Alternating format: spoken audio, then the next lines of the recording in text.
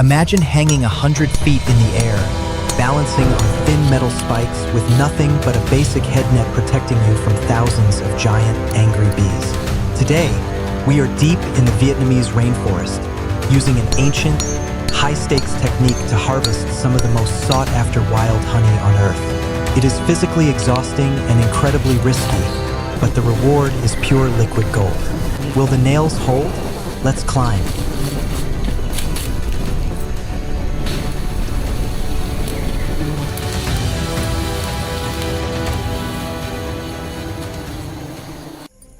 Hey everyone, welcome back to the channel. Today, we are deep in the primary forests of Dak Lak, Vietnam.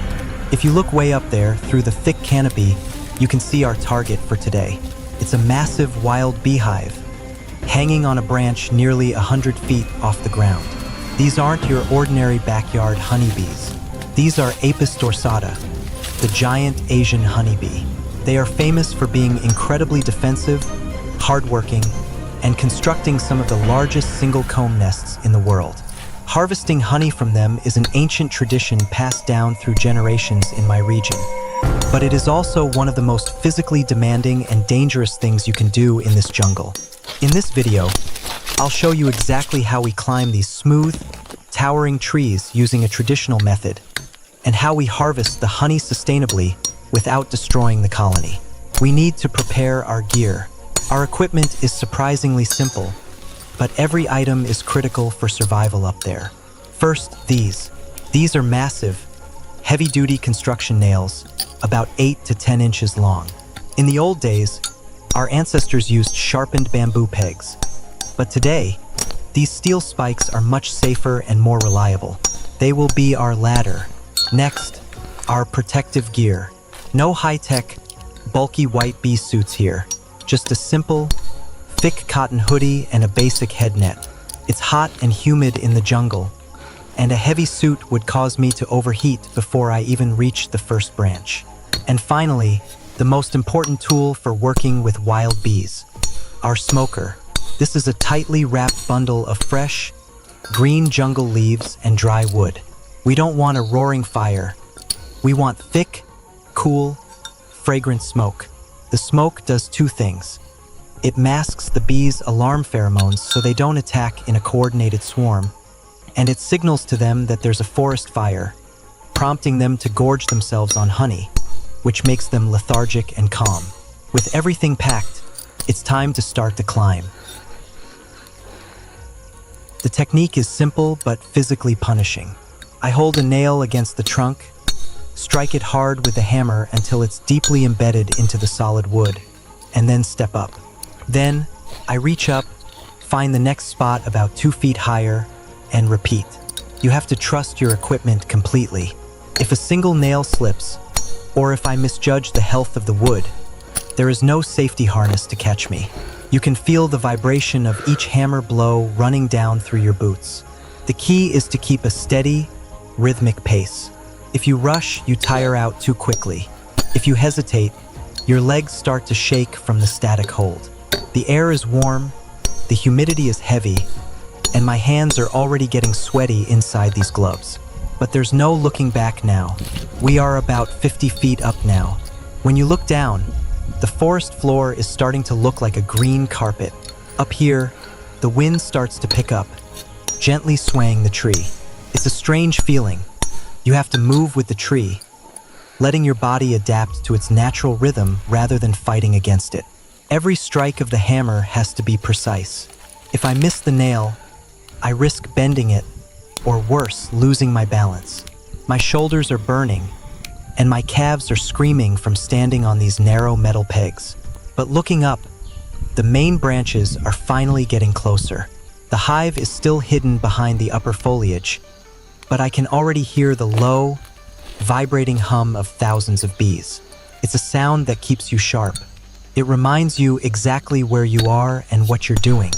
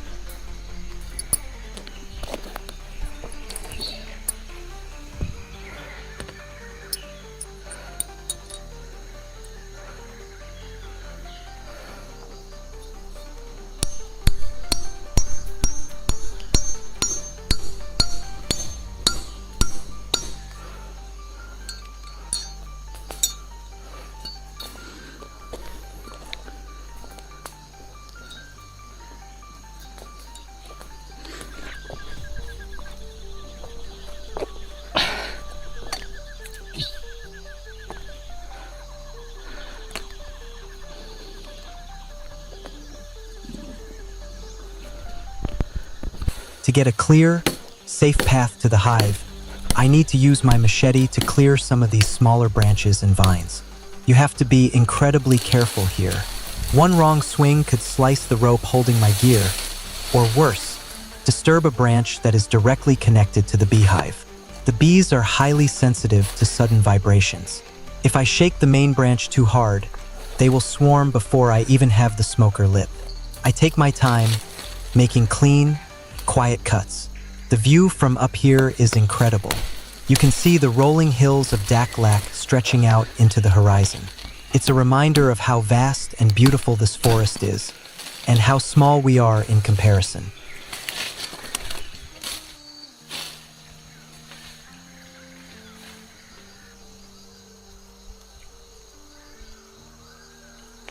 All right, we are just a few feet away from the nest now. Look at the size of that thing. It's absolutely massive, easily over 4 feet across. Now, I need to light the smoker. This is the moment of truth.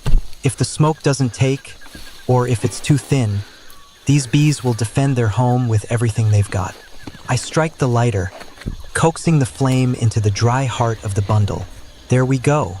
The green leaves on the outside are starting to smolder, creating that thick, cool, white smoke we need. I gently wave the smoke toward the hive. Watch how the bees react. They don't fly off in anger. Instead, they start to move away from the smoke, exposing the beautiful, bright yellow honeycomb at the very top of the nest. The smoke is doing its job, calming them down, but I still have to move slowly. No sudden movements, no loud noises, just mutual respect.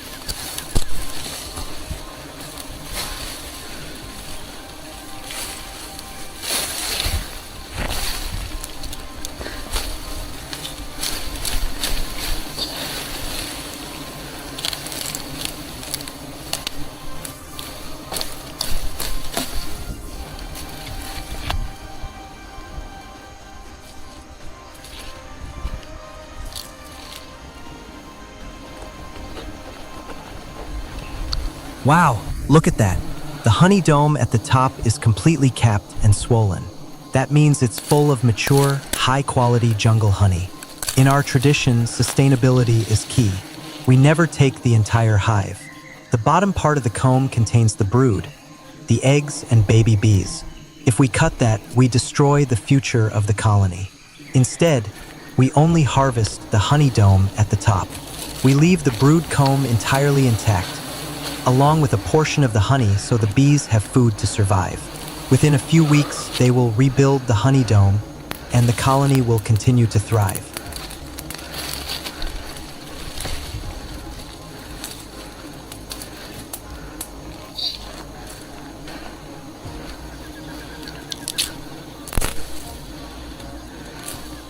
To make the cut, I'm shaving a small wooden splint from a nearby branch. We use these wooden sticks to support the comb as we cut it, preventing the heavy, honey-filled section from falling down into the jungle floor. I'm making the first cut. The wax is incredibly soft, and as soon as the blade slices in, the golden honey starts to ooze out. It's thick, fragrant, and has a deep amber color. This honey is made from the nectar of hundreds of different wild jungle flowers, giving it a flavor profile that you simply cannot find in store-bought honey. I carefully guide the slice, using the wooden stick to keep it steady. It's a delicate balancing act. I'm standing on a branch 100 feet in the air, one hand holding the smoker, the other holding the knife, and trying to bag a heavy, slippery piece of honeycomb. My hands are covered in sticky honey, which makes holding on to anything quite a challenge. But look at that piece. It is absolutely perfect. That's pure, unfiltered wild jungle honey right there.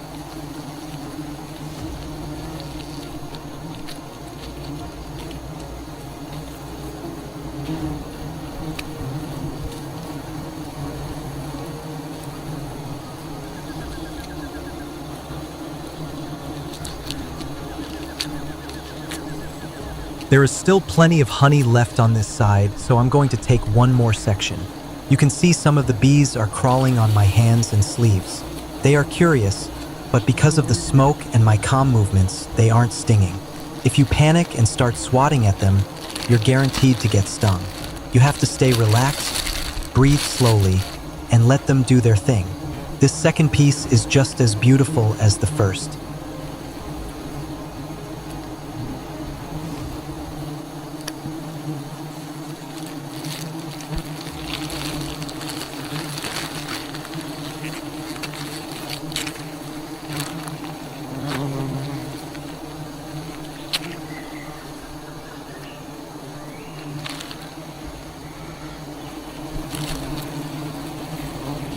I slide it carefully into the second bag, ensuring we don't spill a single drop of this precious liquid.